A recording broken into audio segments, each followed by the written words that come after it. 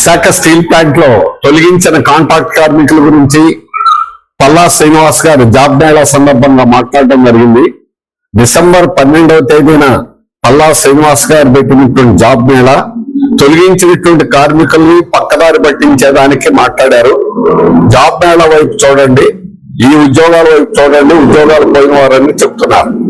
Steel plant లో ఉద్యోగాలు వేయించడం గురించి మాట్లాడడం వల్ల, అక్రమంగా యాజమాన్యం వేల మందిని తొలగిస్తూ ఉంటే పల్లెత్తి మాట్లాడడం వల్ల, వేలాది మందిని తొలగించినా మీరు సమర్థిస్తున్నారా లేదా అనేటువంటి చెప్పండి.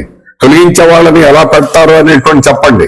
ముందు నిర్వాసితులు పెట్టిస్తా ఉన్నారు, నిర్వాసితులు పెట్టించారా? రాబోయే రోజుల్లో 42 విభాగాల్లో వరుసగా ఈ రోజు వెంటనే సెంట్రల్ ప్లాంట్ SMS లో ఉన్న ఉద్యోగాలు మొత్తం తొలగించబోతున్నారు. పర్మనెంట్ కార్మికులు కూడా పని లేకుండా పక్కన పెడుతున్నారు. ఆ విధంగా ఉన్న ఉద్యోగుల్ని పని లేకుండా చేస్తూ ఉంటే, స్టీల్ ప్లాంట్ లో ఉపాధి పోతూ ఉంటే ఉపాధిని కాపాడతామా లేదా అనేటువంటిది ఈరోజు ఛాలెంజ్. అందువల్ల కేంద్ర ప్రభుత్వాన్ని అడగాల్సిన వాళ్ళు మీరు ఈ రోజు అడగకుండా విశాఖ ఎంపీ, గాజువాక ఎమ్మెల్యే ఇద్దరు కూడా జాబ్ మేళాల పేరుతోటి కార్మికులను పక్కదారి పెట్టించేటువంటి ప్రయత్నం అనేటువంటి శుద్ధ తప్పు. ఈ విధంగా ఉద్యోగ భద్రత లేకుండా చేయడం, కాంట్రాక్ట్ కార్మికులు విశాఖ స్టీల్ ప్లాంట్ లో పని భద్రత అనేది ఉంది. కనీస వేతనం 20,000 రూపాయలు పైగా ప్రతి కార్మికుడు వస్తున్నారు. అక్కడ పనులు నైపుణ్యమైనటువంటి పనులు ఇంకెక్కడా లేవు, ఇంకెక్కడ చేయలేరు. అందువల్ల ఈ రోజు అత్యంత నైపుణ్యమైనటువంటి వాళ్ళని అనాకాని కంపెనీల్లో మీరు PF ESI కూడా అమలు చేయనటువంటి కంపెనీల్లో ఉద్యోగాలు చేయమని చెప్పడం అనేటువంటి దానికి ఏమన్నా విలువ ఉందా?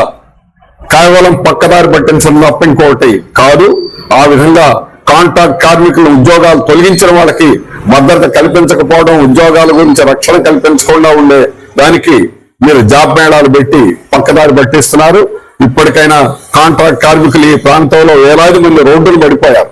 ఈ రోజు బ్రతకలేనటువంటి పరిస్థితి, నిర్వాసితులకు నీడలేదు, వాళ్ళకి భూములన్నీ కూడా కోల్పోయారు. అందుకని ఈ రోజు వాళ్ళకి ఉన్న ఉద్యోగాలు పెట్టించడం అనేటువంటి జరగకపోతే అది సరైనది కాదు. ప్యాకేజీల పేరుతో పక్కదారి పెట్టించడం అనేది కూడా సరైనటువంటి కాదు. ఖచ్చితంగా పని ఉంది స్టీల్ ప్లాంట్ లో, కానీ ఆ పనులు ఎవరు చేస్తున్నారు? ఇతర రాష్ట్రాల వాళ్ళు వచ్చి ఆ పనులు చేయిస్తున్నారా లేదా? ఎన్ని వేల మందిని బయట వాళ్ళని గత 6 మాసాల్లో బయట వాళ్ళని ఎన్ని వేల మందిని ఎన్ని రాష్ట్రాల నుంచి తీసుకొచ్చారో అడగండి. అది CMDని అడిగేటువంటి సత్తా ఉందా? వాళ్ళు ఎందుకు అడగలేకపోతున్నారు? అందుకని బయట రాష్ట్రాల నుంచి వచ్చి పనిచేసుకుంటూ ఉంటే ఉన్న వాళ్ళకి ఉద్యోగాలు తీసేసి బయట పెడుతూ ఉంటే మీరేం చేస్తున్నారు అని అడుగుతున్నాం. ఎమ్మెల్యేలు, ఎంపీలు ఏం చేస్తున్నారు? రాష్ట్ర ప్రభుత్వం ఏం చేస్తుంది?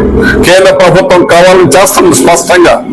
అందువల్ల ఈరోజు కార్మికుల ఉద్యోగాలు, ఉపాధి కాపాడుకోవడం అనేటువంటిది ఖచ్చితంగా కార్మికుల యొక్క ఉద్యమం ద్వారా నిలబెట్టుకోవాలి.